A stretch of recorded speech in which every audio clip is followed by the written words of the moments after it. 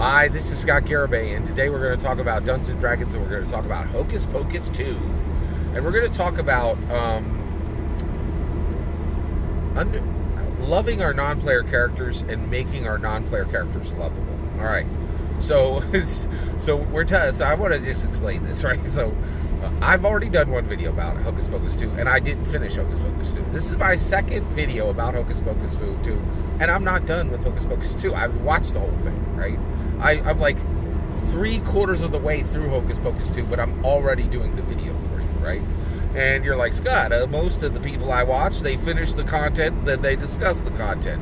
Sucker! Like, that is for old, that's for old, that's just for old heads. Like, it's not the way commentary's done right now, right? Like, and the reality, and the reason why is I've been on this grind for a while, man. I'm doing this like 9 years. And I think what really impacts YouTube commentary is passion, right? Like, so if I got something to say, I'm going to say it when I'm passionate about it, right? And I'm going to defend this, right? Like, I love Professor Dungeon Master, but Professor Dungeon Master just went on his channel. It's like, I had a great video for you that is completely useless that you'll never see because I cut it a month and a half ago and I wasn't passionate enough to release it when I did, and I don't understand timing today, and now you'll never see that, and I wasted all my time and my editor's time, right? Like, you guys to drop it when it's hot, right? So that's why I'm doing commentary on Hocus Pocus 2, even though I ain't finished Hocus Pocus 2, right? So, all right, and you know, you'll get additional commentary from me when I've finished it, but here we go, okay. So let's talk about Winifred Sanderson. So first of all, Hocus Pocus 2 is every Dungeon Master content because it's beautiful. It's a beautiful story. It's an incredible story, right? I've really been digging it, right? And it has a lot to say about magic, right? First of all, it is saying, hey, there's some lady magic, right? And actually, what's really interesting is the LGBTQ movement. It's really fascinating. There's a point where we were like, hey, it's really important that, everybody recognize LGBTQ people are people, and we need to treat everybody equally, right? And the world's kind of like, yeah, check, and then at that point, we progressed forward, and then, like, LGBTQ was like, well, people are, we're pretty mainstream now. We're in every, virtually every single Hollywood show and movie, and we have representation. We got so much representation that we're saying, hey, can you take this off our representation list? Dahmer. Or they got representation. They're not some minority group who can't be heard anymore. They're a minority group who are massively heard, right? Like, and so, and you get to the point where so, and then, within the LGBTQ, you're kind of, there was a point where people were like, hey, genders really aren't a thing. It's, it's just a construct. But then there were, now there are trans women, right? And now women are saying, hey, women are women, right? Like, so can we, and so what I really find really fascinating about Hocus Pocus 2 is I feel it's like like Disney is legit on the most cutting edge of LGBTQ support, right? Like, tell me if I'm wrong there. Like, so, and they're saying, hey, let's look at witchcraft from the position of lady magic, and I'm like, that's pretty useful once you accept that and say, even in the LGBTQ days, like where we're accepting, where we're, LGBTQ is no longer like a niche minority subset. It's quite mainstream. Like, the pride parades, every major, like the Fortune 500 is like cramming themselves onto their floats. Like, they're no longer a group struggling to get acceptance. Like they're mainstream now, right? So tell me if I'm wrong. This is just my understanding, right? And they're saying, hey, let's discuss magic from lady magic. Like, this is like magic. Like, what if magic was, and it's really coming from the perspective of what if everyone was accepting of, it's coming from the perspective of we can discuss witchcraft as a female-centric magic craft, right?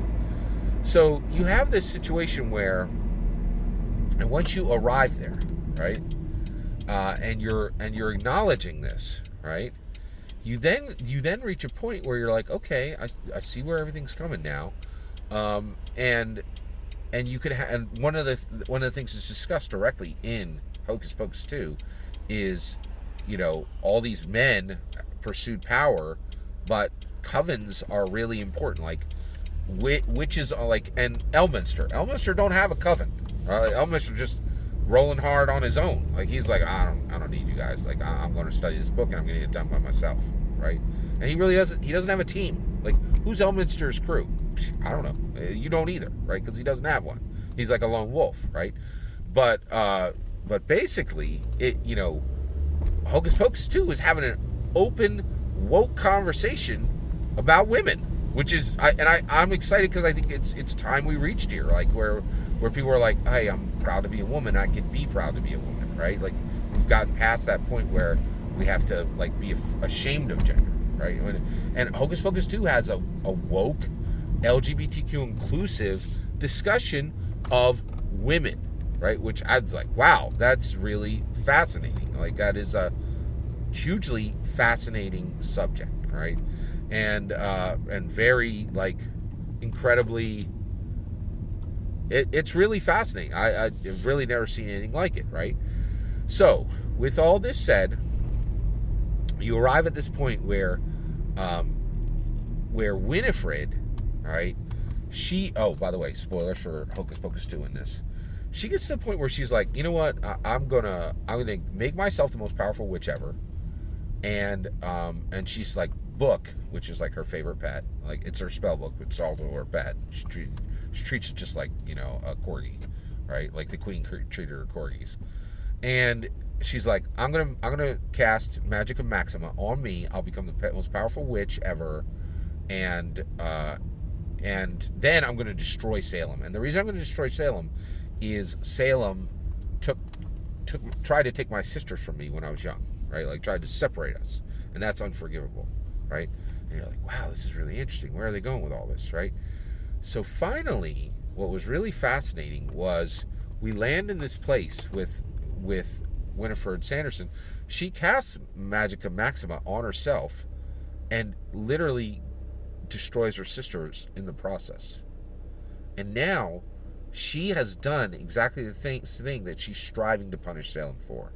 And she begs, the book to undo the spell, right? And what I found absolutely fascinating was you feel so bad for her in this time, right? Like you really are like, oh my gosh, Winifred Sanderson, I feel so bad for you. But she legit eats children, right? Like this is a child eater, somebody who bakes and eats children. Like, so you shouldn't like them, right?